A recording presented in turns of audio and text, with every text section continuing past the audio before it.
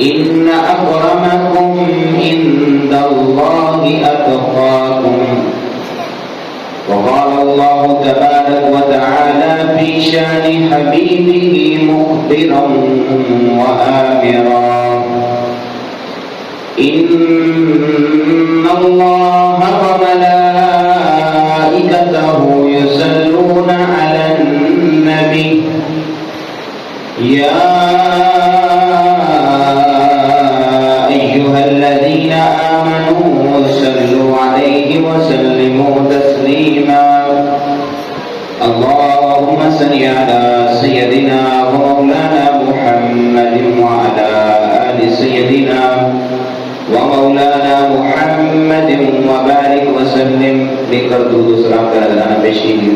الصلاۃ والسلام علیک یا سیدی یا رسول اللہ وعلی آلک واصحابک یا سیدی یا نبی اللہ. الصلاۃ والسلام علیک یا سیدی یا رسول اللہ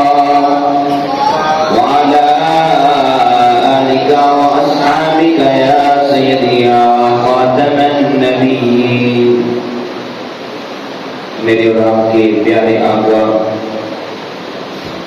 دو جہاں کے تاجدار حضرت محمد مصطفیٰ صلی اللہ علیہ وسلم کا فرمان ذیشان. آپ نے فرمایا کہ جس نے مجھ پر ایک مرتبہ درود پڑھا اللہ رب العزت اس پر 10 رحمتیں نازل فرماتا. اور فرمایا کہ جس نے مجھ پر 10 مرتبہ درود و سلام پڑھا تو اللہ کے پیارے حبیب فرماتے ہیں کہ اللہ اس بندے پر 100 رحمتیں نازل فرماتا ہے. اور فرمایا جس بندے نے 1000 مرتبہ مجھ پر درود و سلام پڑھا تو اللہ کے پیارے حبیب فرماتے ہیں کہ اللہ رب العزت اس کی دونوں آنکھوں کے درمیان یہاں ماتھے پر لکھ دیتا ہے کہ یہ بندہ نفاق سے بھی پاک ہے, اللہ اسے جہنم میں بھی داخل نہیں فرمائے گا. اور فرمایا کہ اللہ رب العزت اس کا جو حساب کتاب ہے وہ شہداء کے ساتھ کرتا. یہ ہے ہمارے جانے کائنات صلی اللہ علیہ وسلم. ان کی ذات پر جب ہم درود و سلام پڑھتے ہیں تو پھر ذوق و شوق اور محبت کے ساتھ عقیدت کے ساتھ پڑھا کریں. مل کر ایک دفعہ محبت سے پڑھ لیجیے. الصلاۃ والسلام علیک یا سیدی یا رسول اللہ وعلى آلك وأصحابك يا سيدي يا رحمة للعالمين. معزز سامعین, اللہ رب العزت کی حمد و ثنا اور حضور تاجدار انبیاء صلی اللہ علیہ وسلم آپ کی ذات مقدسہ پر درود و سلام کا نذرانہ پیش کرنے کے بعد اللہ رب العزت کا ہم سب پر بے پایا کرم ہے اور اس کا بے پایا شکر ادا کرتے ہیں کہ جس رب تعالیٰ نے آج پھر ہم سب کو نماز جمعہ ادا کرنے کی توفیق بخشی اور اس کی دی ہوئی طاقت قوت توفیق سے ہم اس کے گھر میں حاضر ہیں. دعا ہے خالق لم یزل میری زبان پر کلمات حق جاری فرمائے اور مجھ سمیت آپ سب کو اس پر عمل کرنے دوسروں تک پہنچانے کی توفیق عطا فرمائے. معزز سامعین, اسلام ایک مکمل ضابطہ حیات ہے اور یہ اتنا پیارا دین ہے, اتنی پیاری چیز ہے کہ اگر ایک مسلمان اس کو بخار ہو جاتا ہے, بیمار ہو جاتا ہے تو اللہ رب العزت اس بیماری کے تصدق سے بھی اس کے گناہوں کو معاف فرما دیتا ہے. اتنا پیارا دین ہے کہ اگر ایک انسان کو ایک کانٹا چبھ جاتا ہے تو اللہ رب العزت اس کے تصدق سے بھی اس کے گناہوں کو معاف فرما دیتا. اگر اس اسلام کی بات کریں تو یہ اتنا پیارا دین ہے کہ اگر ہم کسی کے ساتھ مسکرا کر بات کرتے ہیں تو اللہ فرماتا ہے, اللہ کے پیارے حبیب تشریف فرماتے ہیں یہ بھی صدقہ ہے. یعنی مسکرا کر بات کرنا کسی مسلمان کے ساتھ اتنا پیارا دین ہے کہ اگر ہم کسی کے ساتھ مسکرا کر بات بھی کرتے ہیں اللہ اس کے بدلے میں بھی ہمیں ثواب عطا فرماتا ہے. کسی کے ساتھ خوش اخلاقی کے ساتھ اس کو سلام دیتے ہیں، سلام کا جواب دیتے ہیں تو اس کے بدلے میں بھی اللہ ہمیں ثواب عطا فرماتا ہے. انسان کو جب چھینک آتی ہے تو جب الحمدللہ کہتا ہے تو اس پر بھی اس کو ثواب عطا کیا جاتا ہے. انسان اگر راستے میں کوئی پتھر پڑا ہوا ہے اس کو وہاں سے ہٹا کر سائڈ پر کر دیتا ہے کہ کسی مسلمان کو تکلیف ہوگی تو اتنا پیارا دین ہے کہ اس پتھر کو ہٹانے پر بھی اسے ثواب کیا جاتا ہے. الغرض کہ جہاں عبادات ہیں، جہاں دیگر تسبیحات ہیں، انسان ذکر و اذکار کرتا ہے، تسبیحات کرتا ہے، جہاں دیگر تمام معاملات زندگی ہیں انسان ہر وقت اپنی زبان کو اللہ کے ذکر سے تر رکھتا ہے، اللہ کے پیارے حبیب صلی اللہ علیہ وسلم پر درود و سلام کے نذرانے پیش کرتا ہے، اس پر اجر و ثواب کی برسات ہوتی رہتی ہے. وہیں اگر ہم ان دیگر دنیا کے تمام امور پر بھی دیکھیں تو ہمارا چلنا بھی ثواب ہوتا ہے. اگر ہم سنت کے مطابق چلیں ہمارا کھانا بھی ثواب ہوتا ہے، سنت کے مطابق کھائیں، بسم اللہ پڑھ کر کھائیں، جب کھانا ختم کر دیں تو اللہ کا شکر ادا کریں، جو دعائیں پیارے حبیب صلی اللہ علیہ وسلم نے ہمیں عطا کی ہیں وہ پڑھیں. تو الغرض دیکھا جائے تو انسان کا یہ زندگی کا جتنا بھی سرکٹ ہوتا ہے سارے کا سارا ثواب پر منحصر ہوتا ہے. بس صرف ضرورت اس عمل کی ہوتی ہے کہ ہم اپنی نیت کو بہتر کر لیں. اب آپ یہاں پر آ کر بیٹھے ہیں، آپ کی نیت یہ ہے، نیت آپ نے یہ کی ہے کہ میں نماز جمعہ ادا کرنے جا رہا ہوں تو اس کا بھی ثواب ہے. اگر نیت کو مزید اور نیتیں کر لیں گے اور نیت کیا کہ میں بڑی توجہ کے ساتھ جو کچھ بیان کیا جائے گا اس کو سنوں گا، دوسری نیت کر لی، اس پر بھی آپ کو نیکی ملے گی. پھر آپ نے نیت یہ کر لی کہ جو کچھ میں سنوں گا اس پر خود عمل کروں گا، یہ تیسری نیت ہے، اس پر بھی آپ کو ثواب ملے گا. آپ نے پھر نیت کی کہ جو عمل کروں گا دوسروں تک پہنچاؤں گا، دوسرا بھی اس پر عمل کرے گا، یہ نیت کرنے پر بھی آپ کو ثواب ملے گا. الغرض آپ دیکھیں، تھوڑی بہت سوچ کریں انسان اور اپنی نیت کی طرف دیکھیں تو ہمارے لیے نیکیاں کمانا بہت آسان ہے. اور جب دیکھیں خود عمل کریں گے وہ ثواب الگ سے ہے. جس تک پہنچائیں گے اور جو بندہ عمل کرے گا جب تک عمل کرتا رہے گا اس وقت تک آپ کو اس کا ثواب ملتا رہے گا. اور اگر آپ کی روح کب سے انسری سے پرواز کر جاتی ہے، قبر میں بھی چلے جاتے ہیں، لیکن جو نیکی کا کام آپ نے دوسرے کو بتایا تھا اور وہ اس پر عمل کر رہا تھا اس بندے کو بھی ثواب ملے گا. اور آپ قبر میں چلے گئے ہیں، آپ نے بتایا تھا، آپ کو اس کا ڈائریکٹ وہاں بھی ثواب ملے گا. یہ ہمارا بہت پیارا دین ہے.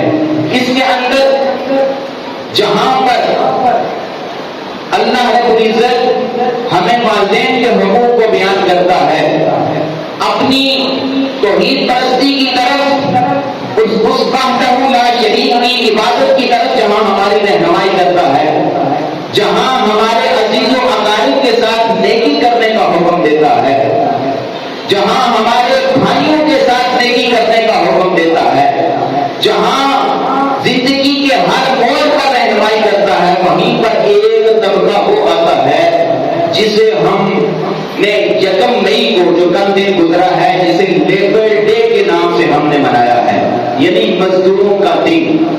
اسلام ایک ایسا مکمل ضابطہ حیات دین ہے کہ جس نے مزدوروں کے حقوق کو بھی بیان کیا. پیارے حبیب صلی اللہ علیہ وسلم نے ہمیں ان سے بھی حسن سلوک، اچھا برتاؤ کرنے کا حکم دیا ہے.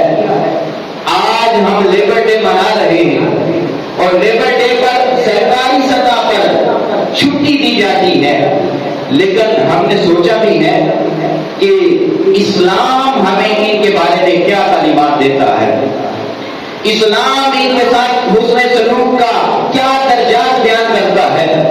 آج اگر ہم دیکھتے ہیں کسی مزدور کو اور اس کے کپڑوں سے ہم گیت کھانا شروع کر دیتے ہیں. اگر ہم اس کے آج کل گرمی ہے اور گرمی کی وجہ سے انسان کی بدن پر پسینہ آتا ہے اور جو مزدور ہوتا ہے سارا دن محنت کرتا ہے مزدوری کرتا ہے جسم سے پسینہ آتا ہے لیکن ایک طبقہ ہر کسی کی بات نہیں کرتا ایک طبقہ معاشرے میں وہ ہوتا ہے جو کہ ان کے پسینے سے بھی کھاتا ہے. اسلام نے یہ تعلیمات نہیں دی ہیں بلکہ اسلام نے ہمیں یہ تعلیمات دی ہے ان اکرمکم عند اللہ اتقاکم کہ بے شک اللہ کے ہاں سب سے زیادہ مکرم بندہ سب سے زیادہ تعظیم والا بندہ وہ ہے جو تم میں سے زیادہ سب سے زیادہ متقی اور پرہیزگار ہے. حضرت ابو ذر غفاری رضی اللہ تعالی عنہ اللہ اکبر بخاری شریف کی حدیث مبارکہ اس سے جو سبق حاصل ہوا وہ آپ کے سامنے پیش کرنے جا رہا ہوں. توجہ رکھیے گا. معرور بن سوید رضی اللہ تعالیٰ عنہ یہ راوی ہیں. آپ روایت کرتے ہیں کہ ابو ذر غفاری رضی اللہ تعالیٰ عنہ صحابی رسول ان کے ساتھ مجھے ملاقات کا شرف حاصل ہوا. کہتے ہیں جب ملاقات کا شرف حاصل ہوا تو میں کیا دیکھتا ہوں کہ آپ تو آقا ہیں سرکار ہیں جسے ہم آج کل معاشرے میں جسے بڑا کوئی ایم پی اے سمجھ لیتا ہے کوئی ایم این اے سمجھ لیتا ہے یا سمجھ لیں کہ وزیر اعظم جسے ہم بہت درجات دیتے ہیں. ابو ذر غفاری رضی اللہ تعالیٰ عنہ آقا ہیں. آپ حضرت معرور بن سوید کی روایت کرتے ہیں جب ملاقات کا شرف حاصل ہوا تو کیا دیکھتا ہوں کہ ابو ذر غفاری رضی اللہ تعالیٰ عنہ نے دو طرح کا لباس پہنا ہوا ہے اور آپ کے ساتھ جو غلام ہے اس نے بھی دو طرح کا لباس پہنا ہوا ہے. اور وہ لباس کس طرح کا تھا؟ فرماتے ہیں کہ جو نیچے آپ نے لباس پہنا ہوا تھا وہ بڑا کم تر تھا بڑی کم قیمت والا تھا. اوپر جو آپ نے چادر اوڑھی ہوئی تھی اس کی قیمت کچھ زیادہ تھی. اسی طرح جو آپ کے ساتھ آپ کا غلام تھا جب اس کا حال میں نے دیکھا اس نے بھی نیچے کم تر لباس پہنا ہوا ہے نیچے قیمتی لباس پہنا ہوا ہے اور اسی طرح جو اوپر جو اس نے چادر اوڑھی ہوئی ہے وہ بڑی قیمت والی ہے نیچے کم تر لباس ہے. یعنی جیسا آقا کا لباس تھا ویسے ہی غلام کا لباس تھا. تو آپ روایت کرتے ہیں معرور بن سوید کہ میں نے ابو ذر غفاری رضی اللہ تعالیٰ عنہ سے آپ سے عرض کی کہ حضور آپ تو آقا ہیں آپ کے لباس میں اور جو آپ کا غلام ہے اس کے لباس میں فرق ہونا چاہیے. جس طرح آج کل ہمارے لوگوں کا رویہ ہوتا ہے کہ ہمارے ماتحت جو لوگ ہوتے ہیں ہمارا ان کے ساتھ رویہ کیا ہوتا ہے ہر کسی کی بات نہیں کر رہا لیکن اکثریت لوگوں کی یہی ہوتی ہے کہ خود تو شاہانہ لباس پہنا ہوتا ہے لیکن مزدور کو یہ بھی نہیں ہوتا کہ کوئی اچھا لباس بھی پہنا دے اسے اچھا لباس لے کر دے دیا جائے کہ یہ میرے ماتحت کام کرتا ہے اس کا بھی حق بنتا ہے. ہمیں اس واقعے سے اس حدیث کے اس مضمون سے سبق حاصل کرنا چاہیے کہ ہم لیبر ڈے تو مناتے ہیں مزدوروں کا دن تو مناتے ہیں لیکن ہمیں پتہ بھی ہونا چاہیے کہ ان کے ساتھ اسلام نے کرنے کا کیا حکم دیا ہے. ابو ذر غفاری کو جب یہ مشورہ دیا حضرت معرور بن سوید نے کہ آپ کے لباس میں اور آپ کا جو غلام کا لباس ہے اس میں فرق ہونا چاہیے. جیسا آپ نے لباس پہنا ہوا ہے اوپر قیمتی چادر ہے نیچے کم تر لباس ہے اسی طرح آپ کے غلام کے اوپر قیمتی چادر ہے نیچے کم تر لباس ہے کچھ فرق ہونا چاہیے. اللہ اکبر. صحابی رسول کا جواب سنیے اسے اپنی زندگی میں اپنانے کی کوشش کیجیے. یقین کریں اگر اس تعلیمات کو اس دین کی اسلام کی اس تعلیمات کو جو مکمل ضابطہ حیات ہے جہاں مزدور سے لے کر نیچے طبقے سے لے کر اوپر طبقے تک جو بندہ ہے اس کے حقوق اور اس کے تمام آداب کو بیان کر دیا گیا اس پر عمل کریں گے تو ہماری یہ زندگی سمجھ جائے گی. تو ابو ذر غفاری رضی اللہ تعالیٰ عنہ آپ نے جواب دیا. آپ نے کہا کہ اس وقت کو میں یاد کرتا ہوں اس دور کی میں آپ کو ایک بات سناتا ہوں. حضرت معرور بن سوید کو کہا کہ جب میں حضور صلی اللہ علیہ وسلم کے پاس آداب سیکھ رہا تھا دین کی تعلیمات کو میں سیکھ رہا تھا تو اس وقت ایک معاملہ ایک وقت ایسا آیا کہ ایک غلام کے ساتھ میرا بحث و مباحثہ ہو گیا. تو کہتے ہیں کہ ابو ذر غفاری میں نے اس غلام کو اتنا کہہ دیا اے کالی ماں کے بیٹے والے. یعنی اس کی ماں کالی تھی، تو انہوں نے یہ جملہ کہہ دیا کہ تیری ماں کالی ہے، تو اس کا بیٹا ہے۔ اللہ اکبر۔ اب دیکھیں حضور صلی اللہ علیہ وسلم تک یہ جب بات پہنچی، اور حقیقت میں ان کی ماں کالی تھی، لیکن یہ جملہ اسلام کے اندر کتنا برا ہے اس کی طرف دیکھیے۔ حضور صلی اللہ علیہ وسلم کو جب یہ پتا چلا کہ ابو ذر غفاری نے یہ جملہ کہا ہے ایک غلام کو، تو ابو ذر غفاری رضی اللہ تعالیٰ عنہ کو بلایا گیا اور کہا گیا کہ آپ نے اسلام کو قبول کر لیا ہے، دین اسلام میں آپ داخل ہو چکے ہیں، لیکن آپ کا جو عمل ہے وہ آپ کا عمل زمانہ جاہلیت کی طرح ہے۔ ایسا کیوں ہے؟ یہ جو آج کل بھی ہمارے معاشرے کے اندر تانے کسے جاتے ہیں کہ میں فلاں قبیلے سے تعلق رکھتا ہوں، میرا تعلق فلاں قوم سے ہے، میرا تعلق فلاں سیاسی جماعت سے ہے، یہ اسلامی تعلیمات نہیں ہے، بلکہ یہ زمانہ جاہلیت کی تعلیمات ہیں۔ آپ نے صرف اتنا جملہ بولا تھا، حضور صلی اللہ علیہ وسلم نے دوبارہ سمجھایا، کہا کہ اسلام قبول کرنے کے بعد انسان کو یہ گوارا نہیں ہوتا کہ وہ اس طرح کے تانے کسے، بلکہ جب اسلام آ گیا ہے تو اسلام کی طرف رہنمائی ہمارے قرآن مجید کی تعلیمات اور حضور صلی اللہ علیہ وسلم کی زندگی سے ہوتی ہے کہ ان اکرمکم عند اللہ اتقاکم۔ چاہے ہمارے درمیان کوئی امیر ہے، چاہے غریب ہے، چاہے کوئی شیخ ہے، چاہے کوئی غلام ہے، چاہے کوئی جس طبقے سے تعلق رکھنے والا ہے، فرمایا فضیلت امیری کی بنیاد پر نہیں ہے، فضیلت کسی قوم کسی نسل کے ساتھ نہیں ہے، فرمایا امیری جو عزت اور جو وقار ہے، فرمایا اتقاکم، جو تم میں سب سے زیادہ پرہیزگار ہے اس کو عطا کیا گیا ہے۔ فرمایا اے ابو ذر، تو نے یہ جو جملہ بولا ہے یہ تو زمانہ جاہلیت کی باتیں ہیں، اسلام قبول کرنے کے بعد انسان کو یہ گوارا نہیں دیتا کہ وہ ایسی باتیں کرے۔ فرمایا یہ اس کے بعد ساتھ ہی نصیحت کی، فرمایا یہ جو تمہارے غلام ہیں تمہارا حق یہ بنتا ہے کہ جو تم خود کھاتے ہو وہیں ان کو کھلایا کرو۔ آج ہم لیبر ڈے بنا رہے ہیں، ہمیں کیا پیغام ملا ہے؟ چھٹی ہوئی ہے سرکاری سطح پر، لیکن وہ چھٹی ہم نے ایسی گزار دی ہمیں پتہ ہی نہیں ہے۔ مزدور وہیں کا وہیں بیچارہ روڈوں پر آپ نے دیکھا ہوگا وہیں کھڑا ہوگا، وہیں چوکوں پر ان کے مجمع لگے ہوئے ہیں، وہیں ان کی حالت ہے، ان سے کوئی پوچھنے والا نہیں ہے۔ فرمایا کہ اسلام لانے کے بعد تمہارا یہ انداز نہیں ہونا چاہیے تھا، بلکہ اسلام لانے کے بعد اسلامی تعلیمات حاصل کرنے کے بعد دین قبول کرنے کے بعد انسان کا لازم یہ ہو جاتا ہے جو خود کھائے وہیں اپنے غلام کو کھلائے۔ فرمایا جو خود پہنے، یہ نصیحت ہو رہی ہے حضرت ابو ذر غفاری کو، اور میں آپ کے سامنے عرض کر رہا ہوں، اسے ذہن میں رکھیے، اور آپ کے ماتحت جو کام کر رہی ہیں آپ کا یہ فرض بنتا ہے ان کے ساتھ بھی ایسا رویہ اختیار کریں۔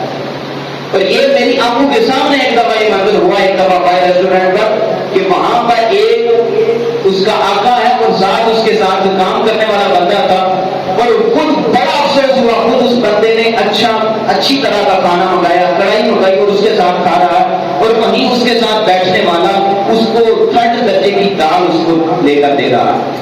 کتنے افسوس کی بات ہوتی ہے۔ ہماری یہ جو دنیا ہے اس کے اندر ہمارے اخلاق کو دیکھا جائے گا، ہمارا رویہ لوگوں کے ساتھ کیا تھا یہ دیکھا جائے گا، ہمارا اپنے بڑوں کے ساتھ کیا رویہ تھا، ہمارا چھوٹوں کے ساتھ رویہ کیا تھا۔ اگر اللہ نے ہمیں طاقت دی ہے، اقتدار دیا ہے، تو ہمارا جو ماتحت رہنے والے ہیں ان کے ساتھ ہمارا رویہ کیا تھا۔ اے ابو ذر، جو خود کھاتے ہو وہیں اپنے غلام کو کھلانا ہے، جو خود پہنتے ہو وہیں اپنے غلام کو پہنانا ہے۔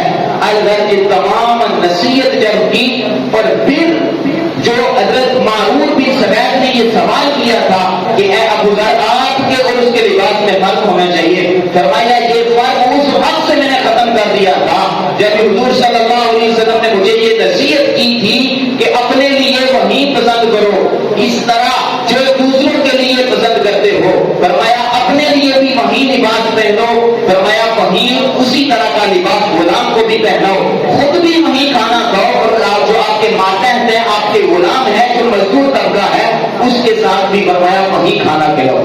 ایک بات یاد رکھیں، غلام اور مزدور میں تھوڑا فرق ہوتا ہے۔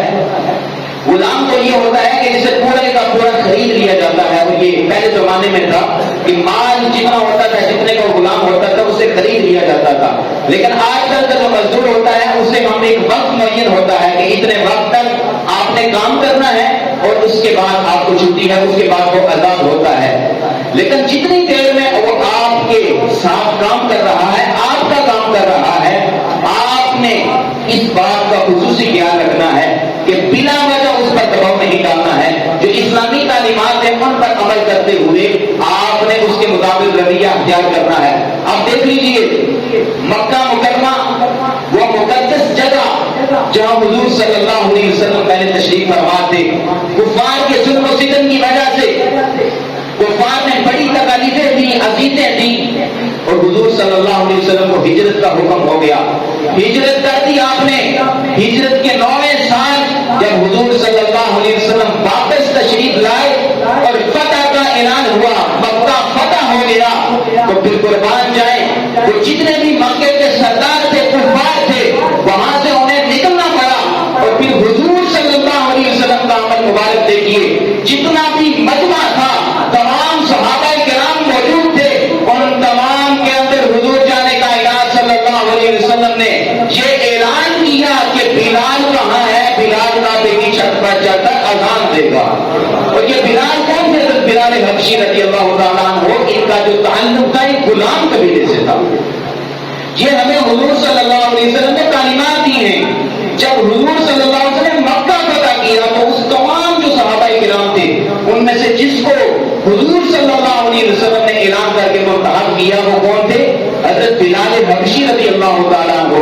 اور حضرت بلال حبشی رضی اللہ تعالیٰ عنہ کو کہا کہ کعبے کی چھت پر چڑھ کر وہاں پر اذان دیں. اور وہیں کفار قبیلے والے جتنے بھی لوگ تھے وہ تو یہ دیکھنا چاہ رہے تھے کہ آج یہاں پر کس کو موقع ملے گا, کوئی بڑے سے بڑا امیر ہوگا جسے یہ جناب یہ اعزاز حاصل ہوگا.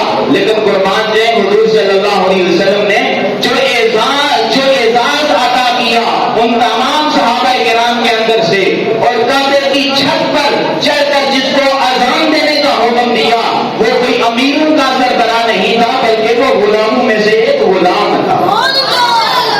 حضرت بلال حبشی رضی اللہ تعالیٰ عنہ نے وہاں پر یہ صدا بلندی. یہ واقعہ ہمیں کیا کر دیتا ہے, یہ ہمیں یہ نصیحت دیتا ہے ہم نے اپنے مزدور طبقے کے ساتھ, وہ تو غلام تھے لیکن اسی کیٹیگری میں ایک مزدور ایک خاص مدت میں آپ کے لیے ایک خاص وقت سے لے کر خاص وقت تک 8 سے رات 6 بجے تک اس طرح اس کا ٹائم ہوتا ہے, اس وقت تک وہ آپ کے زیر اندر ہوتا ہے. تو آپ نے اس کے ساتھ کیا رویہ اختیار کرنا ہے.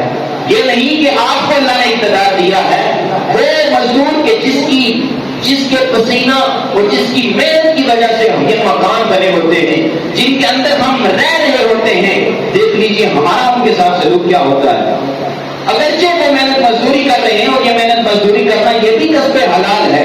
قربان جائیں ایک دفعہ حضور صلی اللہ علیہ وسلم جانے کا انعام موجود ہے, صحابہ کرام موجود ہیں, ایک شخص گزرتا ہے اور وہ جلدی جلدی تیز قدموں کے ساتھ گزر جاتا ہے. تو صحابہ کرام موجود تھے, صحابہ کرام عرض کرنے لگے کاش کہ یہ بندہ اتنا نوجوان ہے, طاقتور ہے, کاش کہ یہ اللہ کے راستے میں نکلتا تو کتنا اچھا ہوتا. قربان جائیں دین اسلام دیکھیں کتنا ہمارا پیارا دین ہے. حضور جانے کا انعام صلی اللہ علیہ وسلم وہاں موجود ہیں. آپ نے فرمایا اے صحابہ کرام تم تو یہ کہہ رہے ہو یہ جوان ہے, طاقتور ہے, یعنی اللہ کے راستے میں نکلتا تو کیا اچھا ہوتا. حضور صلی اللہ علیہ وسلم نے فرمایا اے میرے صحابہ اگر یہ کسب حلال کی وجہ سے گھر سے نکلا ہے فہو فی سبیل اللہ, یہ اللہ کے راستے میں ہے. فرمایا فقط یہ نہیں کہ انسان جہاد ہی کرے تو وہی جہاد وہ اللہ کے راستے میں ہوتا ہے. فرمایا کسب حلال, انسان حلال رزق کی تلاش کے لیے جو گھر سے نکلتا ہے, فرمایا فہو فی سبیل اللہ, حضور جانے کا انعام نے فرمایا وہ اللہ کے راستے میں ہے. اسی طرح فرمایا اگر اس کے والدین گھر میں بوڑھے ہیں, کوئی کمانے والا نہیں ہے, اور وہ نوجوان کسب حلال کے لیے گھر سے نکلتا ہے, اس نیت سے نکلتا ہے کہ میں اپنے والدین کو ان کی خدمت کروں گا, ان کے جتنے بھی اخراجات میں خود اٹھاؤں گا, تو حضور جانے کا انعام صلی اللہ علیہ وسلم نے فرمایا فہو فی سبیل اللہ, یہ بندہ بھی اللہ کے راستے میں ہے. اسی طرح فرمایا تیسری چیز, فرمایا جو بندہ اس وجہ سے گھر سے نکلا کہ کسی کے سامنے ہاتھ نہ پھیلانا پڑے، یعنی لوگوں سے مجھے مانگنا نہ پڑے، اس غرض سے فرمایا نکلا حضور جانے کا انعام صلی اللہ علیہ وسلم نے۔ پھر فرمایا فَهُوَ فِي سَبِيلِ اللَّهِ، یعنی یہ بھی اللہ کے راستے میں ہے۔ یعنی ایک بندہ تو وہ ہوتا ہے جو جہاد کے لیے جاتا ہے، دوسرا بندہ وہ ہے جو کسب حلال کے لیے گھر سے نکلتا ہے، اپنی والدین کی خدمت کے لیے رزق حلال کے لیے گھر سے نکلتا ہے۔ اسی طرح کسی کے سامنے ہاتھ نہ پھیلانا پڑے، اس لیے رزق حلال کے لیے گھر سے نکلتا ہے۔ ان تینوں کے بارے میں حضور جانے کا انعام نے فرمایا فَهُوَ فِي سَبِيلِ اللَّهِ، فَهُوَ فِي سَبِيلِ اللَّهِ، فَهُوَ فِي سَبِيلِ اللَّهِ۔ فرمایا یہ جتنے بھی نوجوان اس وجہ سے اس غرض سے گھر سے نکلتے ہیں، فرمایا وہ بھی اللہ کے راستے میں۔ یہ ہے ہمارا پیارا دین جو حضور جانے کا انعام صلی اللہ علیہ وسلم نے ہمیں سکھایا۔ اور ایک اسلامی ادارہ ایک رپورٹ کے مطابق ہمارا جو مزدوروں کے ساتھ رویہ ہے وہ کتنا برا ہے۔ دیکھ لیجئے کہ ایک رپورٹ کے مطابق سالانہ جو ہے 236 ارب ڈالر یہ مزدوروں کا حق ہوتا ہے، جو بڑے طبقے کے لوگ اس کو اپنے ذاتی استعمال میں لے لیتے ہیں۔ 236 ارب ڈالر یہ مزدوروں کا حق ہوتا ہے، لیکن ان مزدوروں کے حق کو روک کر وہ جو جتنا بھی بڑا طبقہ ہوتا ہے وہ اپنے اوپر اس کو استعمال کر لیتا ہے۔ آج تو ہم اس کو استعمال کر لیں گے، لیکن یہ اس وقت تک استعمال ہے جب ہماری آنکھیں کھلی ہوئی ہیں۔ جیسے ہی یہ روح ہمارے جسم سے جدا ہو جائے گی، ہمیں پتہ چل جائے گا حقیقی زندگی تو وہ تھی، یہ تو کھیل تماشا تھا۔ قرآن نے بار بار کہا ہے لائق والا، یہ دنیا تو کھیل تماشا ہے، کھیل تماشا ہے۔ ایک بندے نے 2 منزلہ مکان بنایا، دوسرا کہتا ہے میرا 3 منزلہ بن جائے۔ ایک بندے نے 20 لاکھ کی گاڑی لی ہے، دوسرا کہتا ہے میں 30 لاکھ کی گاڑی لے لوں۔ یہ تو اسی طرح کھیل تماشا کب سے چلا ہوا ہے اور اسی طرح گزر جانا ہے۔ اصل میں حقیقی مومن وہ مومن ہے، وہ انسان جو دین اسلام قبول کرنے کے بعد اپنے اس دنیا میں آنے کو مقصد کو سمجھ گیا اور اس کے مطابق اپنی زندگی کو بسر کر دیا، ہر ایک کے حقوق کی پاسداری کی، حقوق العباد کو پوری طرح سے ادا کرتا رہا، حقوق اللہ کو پوری طرح سے ادا کرنے کی کوشش کرتا رہا، وہی شخص دنیا میں بھی کامیاب ہوتا ہے، بروز نشر بھی کامیاب ہوگا۔ حضرت موسیٰ کلیم اللہ آپ نے ایک دفعہ عرض کی یا رسول اللہ یا حبیب اللہ، بلکہ اپنے رب سے یہ التجا کی کہ اے خالق دو جہاں، میں یہ دیکھنا چاہتا ہوں کہ تمہارا عدل و انصاف کیا ہے۔ اب دیکھیے جو لوگ دنیا میں رہ کر دوسروں کا مال ہضم کر جاتے ہیں اور یہ سمجھتے ہیں کہ ہم کامیاب ہیں، دوسروں کی زمینوں پر راحت قبضہ کرتے ہیں، اسی طرح میں جو موضوع ہے کہ مزدوروں کا حق مارتے ہیں، زیادہ کام لیتے ہیں پیسے تھوڑے دیتے ہیں، اسی طرح دن بھر ان پر شدت کرتے ہیں، دیکھیے ان کا حال کیا ہوگا۔ حضرت موسیٰ کلیم اللہ نے اپنے رب سے یہ التجا کی، عرض کی کہ مولا میں تیرے عدل و انصاف کو دیکھنا چاہتا ہوں۔ تو پھر موسیٰ کلیم اللہ کو یہ وحی ہوتی ہے کہ جاؤ دریا کے کنارے وہاں پر جاؤ، وہاں پر میں کچھ تجلی فرماؤں گا، تو میرے عدل و انصاف کو دیکھ لینا وہاں کیا ہوتا ہے۔ ایک شخص گھوڑے پر سوار ہو کر آتا ہے، امیر ہوتا ہے، اور اس کے ہاتھ میں پیسوں کا ایک بڑا ہوا بیگ ہوتا ہے، اور وہ وہاں پر آ کر دریا پر اپنے چہرے کو دھوتا ہے، سکون حاصل کرتا ہے، واپس گھوڑے پر بیٹھ کر چلا جاتا ہے، اپنے اس بیگ کو بھول جاتا ہے۔ موسیٰ کلیم اللہ یہ منظر دیکھ رہے ہیں۔ تھوڑی دیر بعد ایک بچہ وہاں پر حاضر ہوتا ہے، اور اس بچے نے جب یہ بیگ دیکھا پیسوں سے بھرا ہوا تو وہ بیگ اٹھا کر گھر لے جاتا ہے۔ کچھ ہی دیر گزرتی ہے کہ ایک نبینا شخص وہاں پر حاضر ہوتا ہے، نبینا شخص وہاں پر دریا میں اپنے آپ کو سکون کے لیے چہرہ دھوتا ہے، جو معاملات کرتا ہے وہاں پر آرام کرنے لگ جاتا ہے۔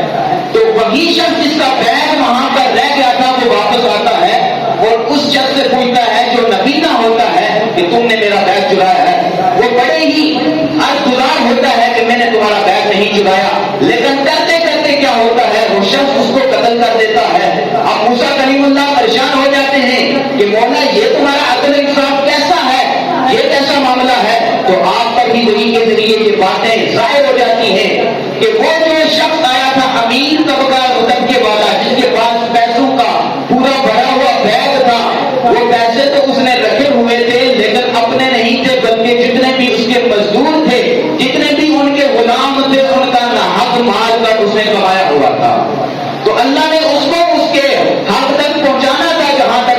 تھا اور پتا چلا کہ جو بچہ تھا جس نے اٹھایا تھا اس کا والد اس کے ہاں کام کیا کرتا تھا اور وہ شخص پیسے وقت پر نہیں دیتا تھا، جمع کرتا رہتا تھا، تو وہ تمام کے تمام پیسے اس کے اس طرح ضائع ہو جاتے ہیں۔ اور دوسرا جس کو مارا گیا فرمایا اس میں کیا حکمت ہے؟ کہا کہ جب جوانی تھی یہ تندرست تھا، ٹھیک تھا، اس نے جوانی میں اس کے والد کو قتل کیا تھا، آج اس نے اس کو قتل کر دیا۔ یہ دنیا کا اصول ہے، اگر کسی کا ناحق مال کھا کر انسان یہ کہتا ہے، کسی مزدور کا حق کھا کر یہ کہتا ہے کہ میں بڑا خوش نصیب ہوں، کسی مزدور کا حق کھا کر بلڈنگیں بنا لی ہیں، کسی کی ناحق زمین پر قبضہ کر کے اس نے مکان اچھا بنا لیا ہے، تو وہ یہ سمجھتا ہے میں کامیاب ہوں، تو وہ کامیاب نہیں ہے، بلکہ یہ تمام کا تمام مال دنیا کے اندر ہی لوگ دیکھیں گے کہ یہ زیادتیاں کرتا تھا، آج اس کے ساتھ یہ حال ہو گیا ہے۔ دعا ہے خالق لم یزل ہمیں اسلام کی تعلیمات کو سمجھنے کی توفیق عطا فرمائے۔